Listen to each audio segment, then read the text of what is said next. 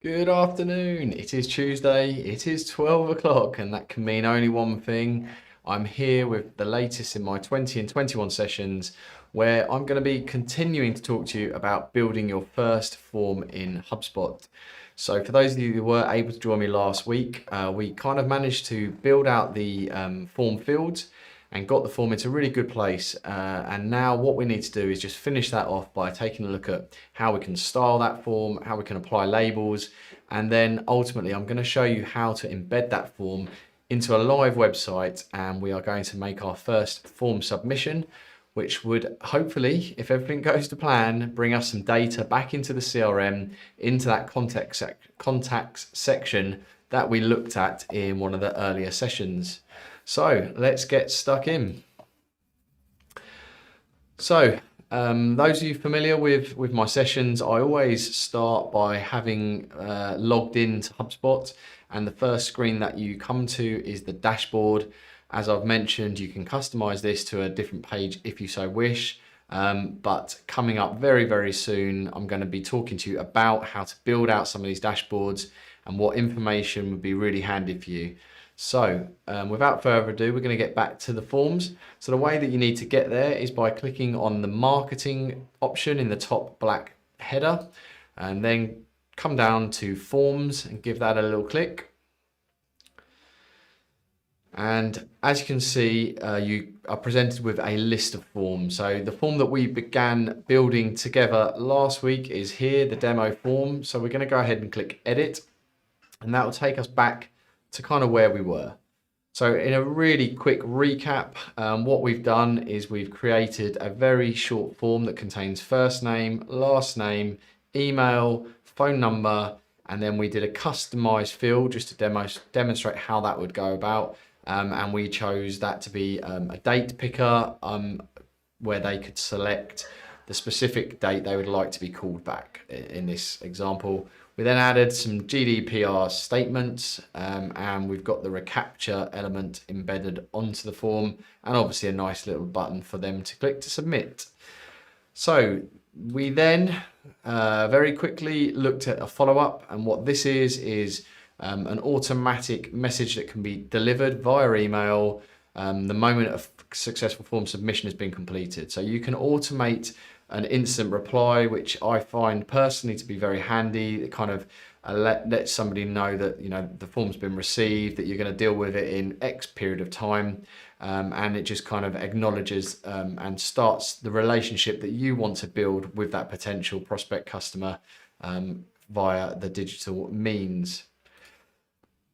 We then looked at the options of the form, and the options contain the things such as what do you want to do on your site once that form has been submitted. So we are just going ahead and displaying a thank you message. You can redirect it to another page, and as I mentioned, very handy if you want to do some tracking, particularly if you're running, say, Google Analytics, and you want to do some event tracking alongside that outside of HubSpot. Ella would have some great videos around tracking and the importance of having a unique thank you page for a form submission. Makes your life a lot simpler when coming to track these submissions later down the line. Where do you want the submission to go? And this will notify me to my email address once a form has been received. So I'm going to get an email saying, congratulations, someone has submitted the form, demo form 20 and 21. So I know that I can action and respond to that as soon as I get it. This option that we discussed was around always creating a new contact for a unique email. So the way HubSpot works, how cookies work, in a very non-technical quick demonstration, is that a cookie is placed onto a machine that identifies that particular machine and session. So if we happen to fill out a form somewhere and I use my Finally email address, for example, my cookie and that session are going to be effectively linked together using that email. If I want to submit another form on that site, but I actually wanted to use, say, a different email address, so I wanted to use a personal email address, I wanted to sign up for a colleague, what we need to do is enable this option so that HubSpot will identify the unique email submission as a separate value and create a new contact record. Otherwise, all it would do is update my current record with the new email address.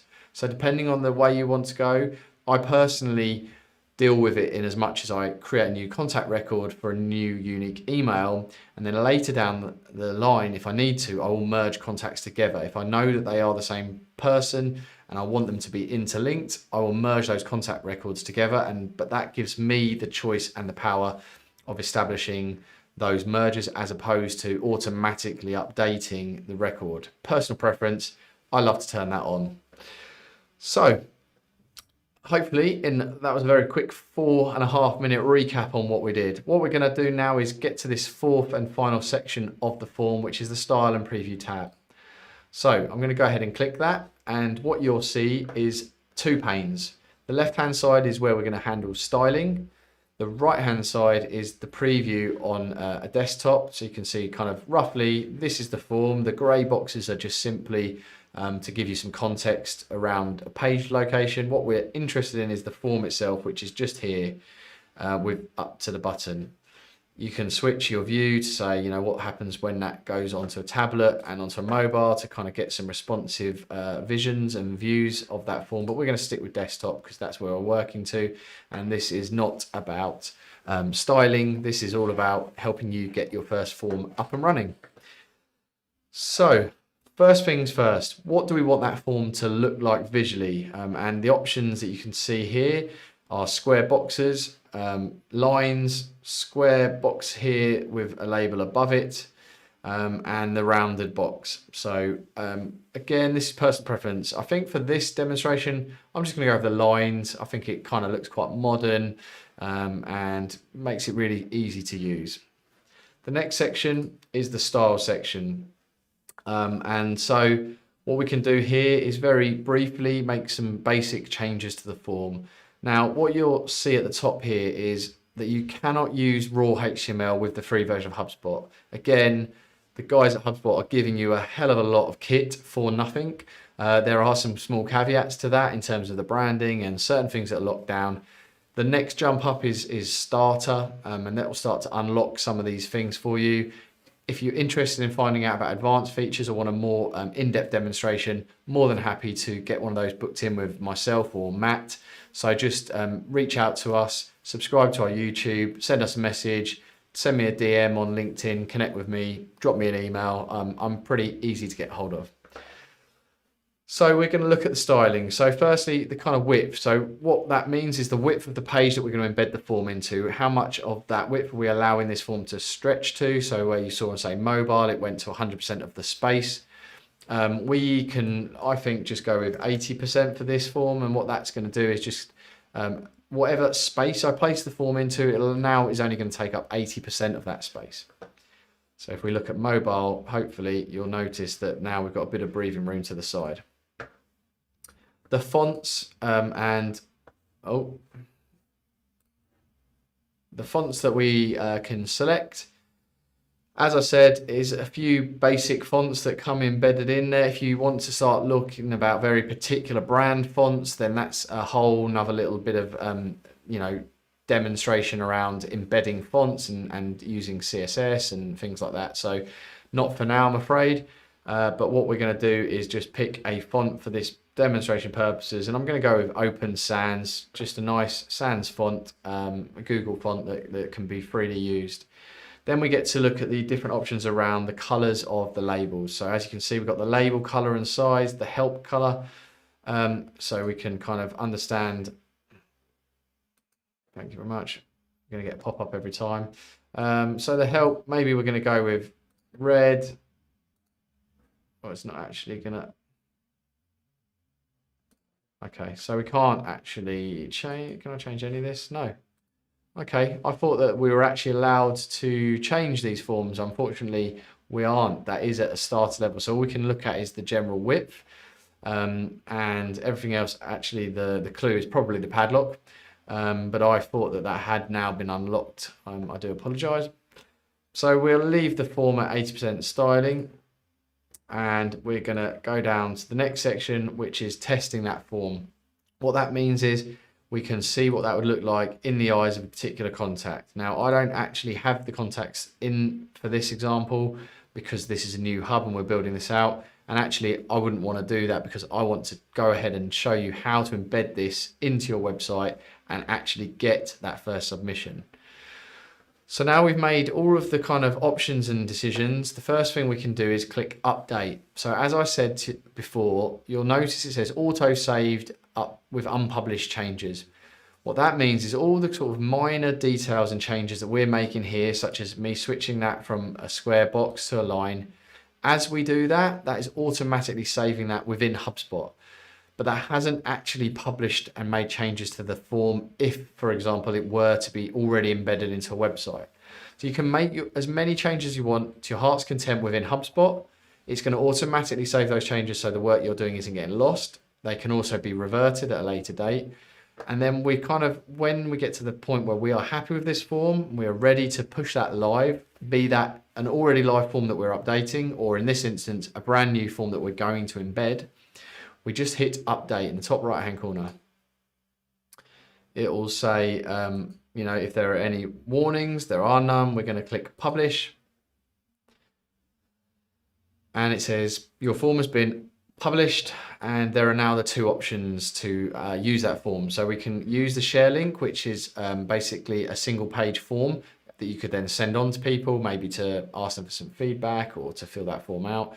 But what we're going to look at is the embed code. So we are going to click on that. I'm going to click copy and grab that code to my keyboard key, and we are going to jump across to a website. Now, this part, I'm not going to really talk to you too much around the website. There are obviously numerous ways, and if you don't have the expertise, again, feel free to reach out to me or find your own web development team to give you a hand. What I've done is literally set up the crudest website possible in WordPress. It's a single page with some horrendous design, which my designers will hate me for showing, but I knocked it up in about 4 minutes flat for this demo purpose. So I'm going to log into the admin of that, and you can see that I have the form. And what we're going to do is on this page, I've added a custom HTML block. As you can see here, and this will allow me to add code. So I can now go ahead and paste that code that we grabbed from HubSpot. And obviously if I hit preview, what you're going to see is there is our form. It's grabbed the code from HubSpot, and all of the changes and text and everything has come across. And we can see that that form is safely now sitting in my demo page. So I'm going to go ahead and update this page within the WordPress admin. And now when we go back across to the live page and hit refresh, we now have a first HubSpot form embedded into an actual live website on a very easy to memorize URL there for everybody. So we're going to go ahead and fill this out. So I'm going to pretend that I am in fact my 5-year-old daughter who has an email address. And she actually does have an email address. It's not this one, obviously, that would be pretty poor showing. But we would imagine that she has got a Gmail address because I secured her one before she was born, actually, to make sure she got her name. Put in a telephone number and obviously select the date that we'd like a callback. I'd fancy tomorrow, that works for me. Read our little GDPR notice, and we're going to go ahead and click submit. As you see, that was the form has been successfully submitted. We chose to reveal just a message on the page when that form's been submitted. I should also get an email to my work email address telling me that there's been a submission, and we can jump back into HubSpot and we can get out of this form editor, and hopefully, lovely as everything goes live, when we go to contacts, hurrah, we have our kind of first contact, Madison Dando. It's grabbed all of those details from that form submission.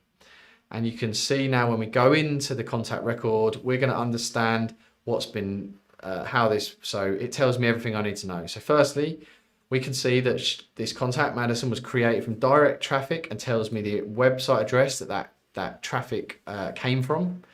I can then see that there was a form submitted, and I can expand this to find out here were the kind of form fields and the response from the individual that filled that out.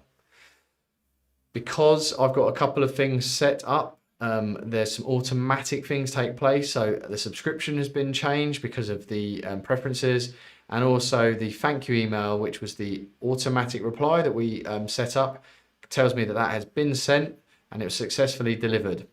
And if I wanted to look at what that was, I could click on the email and it would take me across to view that, but we don't need to. If we look down the left-hand side, we've got the contact information. So the name has come across and the email has come across because of the form fill, the telephone number that we requested, and it also tells us that that email address there was recently updated by a form submission. So what that tells me as a person looking in the CRM is that email address is accurate, likely because it's been updated by somebody physically filling out a form and submitting it into my CRM, which is great. And now it's also going to have left that cookie and associate. So now we know that there's been one site visit and that was the time that that site visit took place. And forevermore, Madison Dando, the contact, is now going to be tracked across our site, and any particular pages that they view, any forms that they fill out, it is now all going to be updated to this contact record automatically for the remainder of time, or until they obviously decide that they don't want to be tracked or we don't need them in our CRM anymore. So as you saw, it was really, really simple. I don't want to go into the WordPress elements, but simply all you need to do is add an HTML block, or you can use a rich text field and switch to source code and dump the code into that. Grab that embedded code which ties you back to the form, and as simple as that, publish, and we have a working form on a working website. So the only other thing that I'm going to show you in the last couple of minutes is just, as I mentioned before, about the difference between saving and updating within HubSpot. So if we go back to this form and click edit, what you can now see is we're going to make a change. So I'm now going to request, for example, a company name. So I'm going to drag that and drop it into here, and you'll see the form has now automatically saved. But if we go back to here and refresh on the site, there have been no changes reflected. And that's all around this updating. As I said, the form is saved and safe, and we can make whatever changes we want within HubSpot, but we're now at the point we're ready. We hit update in the top right-hand corner, check for any warnings. We go ahead and publish that.